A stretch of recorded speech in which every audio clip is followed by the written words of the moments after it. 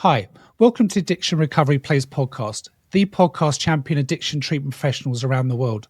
I'm your host, Chris Langley, and I'm very pleased to introduce today's guest, Jessica Berry, who's located in the state of Pennsylvania.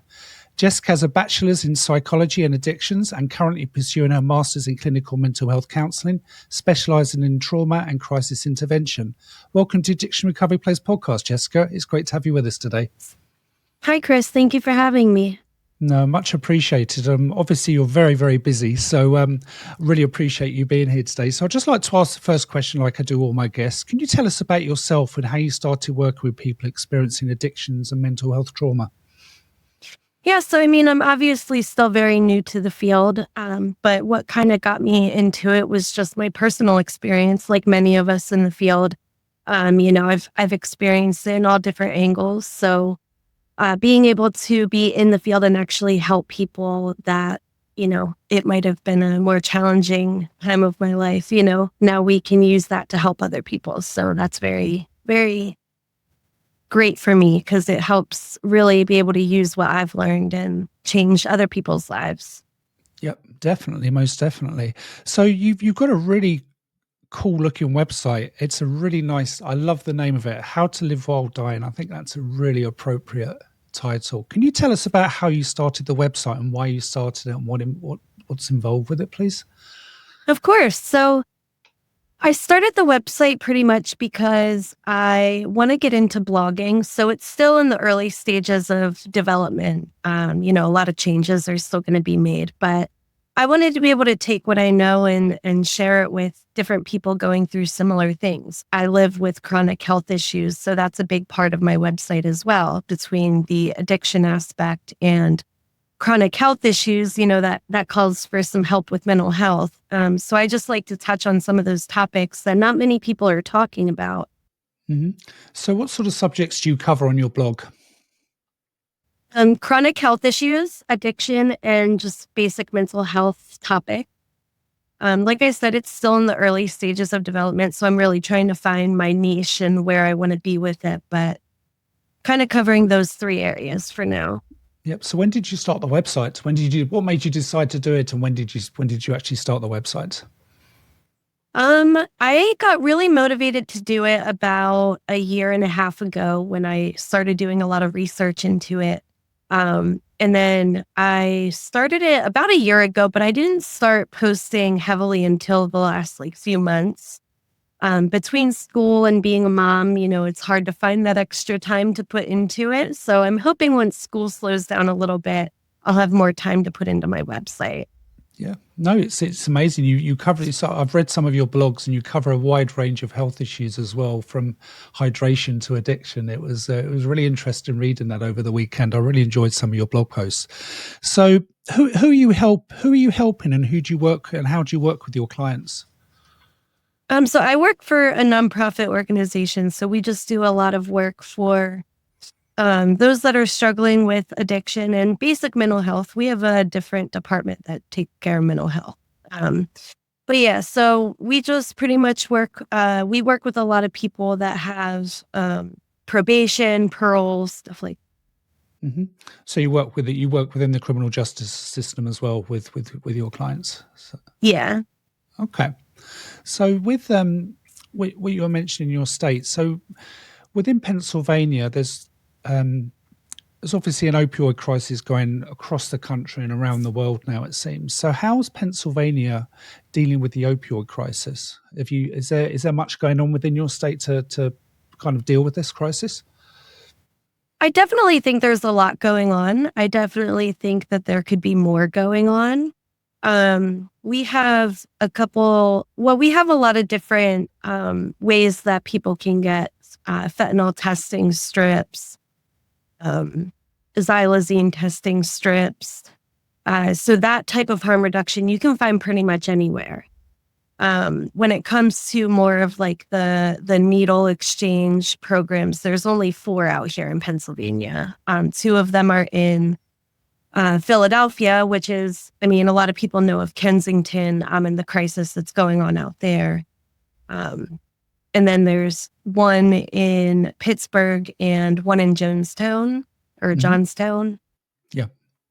So fentanyl strips and they're actually available within your state quite easy. So someone can actually go and get tested with the fentanyl. Yeah. Yeah, you can find them at a lot of different drug and alcohol facilities. Some like doctors' offices have them. So somebody can just walk in and get them free of charge. Is that right? Is that a state funded program? Yes. Yep. Oh wow. Okay. Because I get different doing these podcasts. I'm getting different ways of how different states are dealing with it, and I think it's Pennsylvania seems to be one of the first ones that has a free walk-in service. That's really, really good to hear. So they're the harm reduction services available in Pennsylvania. So no needle exchanges. Do you have needle exchange at all? We have 4 in Pennsylvania. You 2 of them are in ones. Philly. Yep. And then one's in Johnstown and one's in Pittsburgh. Wow. Okay, that's really good to hear. We met on the NAADAC website, Jessica. So you've been a long-term member of NAADAC, which is obviously the country's biggest organisation for addiction treatment specialists. So how long have you been a member, and what support and training have you received from them? So I have been a member since I started my undergrad degree. So that it's probably been about 4 or 5 years now that I've been a member of NAADAC. I have participated in some of the self-paced trainings that they have available, which I think are really great. They've been very helpful to find ones that are close to like what I need to learn about. And then I also have really enjoyed, I'm more of a silent NAADAC member. I don't get too involved in some of the forums, but I do read them. So it's very beneficial for me to kind of see what everyone else is talking about and what problems are going on, all over the United States. Mm-hmm. So what was some of the trainings that you really kind of got to grips with NAADAC that they offered you? What was really what did you find most beneficial? So I don't want to give any wrong info because I do a lot of trainings. I don't remember which ones came from NAADAC and elsewhere.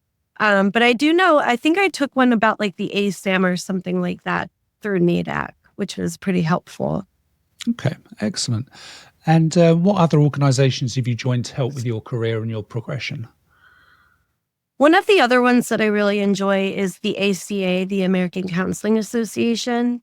They also offer trainings. A lot of them, you get one free one every month, so that's nice. And then they also allow you to have like a certain amount for a financial liability, which is kind of cool. So other than that, I don't have too many that I use except for like the DDAP one through Pennsylvania. Okay. So you find it beneficial to be a member of these organizations, yeah? You get some good experience from this. I really do. Depending on the training and who's doing it, it's really awesome to see the different opinions and how it all comes together. It's awesome to see how we all do different parts of it, but when we bring it all together, what does that look like? Absolutely. No, definitely. I ask all my guests this question, Jessica, because I get some really interesting and varied answers. But can you tell me what your opinion of harm reduction is and how it plays such a pivotal role within recovery? Yeah, so to me, harm reduction, I mean, it's anything to get us a few more days, a few more hours, a few more anything, in my opinion. Sometimes that's all someone needs is someone to take a chance on them and just give them a few more days to get into treatment, a few more hours to get into treatment.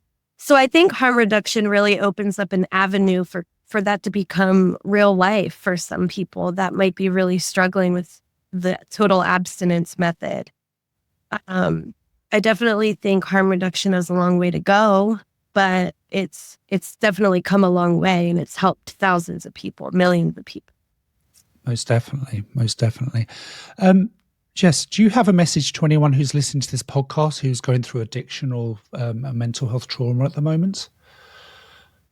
Just to remember that there is a way out, no matter how dark and gloomy the tunnel may look. I mean, there is a way out. If you want a way out, there are so many resources available, so many different organizations willing to reach out and help. There's always someone there to help you. You just got to look for it. Yep. And last question, Jess. Can you tell our listeners how to best contact you and to find your service online, please? So the best way to reach me is on my website, most likely, which is howtolivewhiledying.com. So on there, I have my link to my social media and all that stuff. So my website's the best bet. Yep, definitely. Well, Jessica, it's been really nice talking to you today. Thank you so much for your time, and obviously wish you all the very best for the future for your career, and keep doing the great work that you're doing. That's wonderful. Thank you, Chris. It was great coming on here. Thanks very much, Jessica.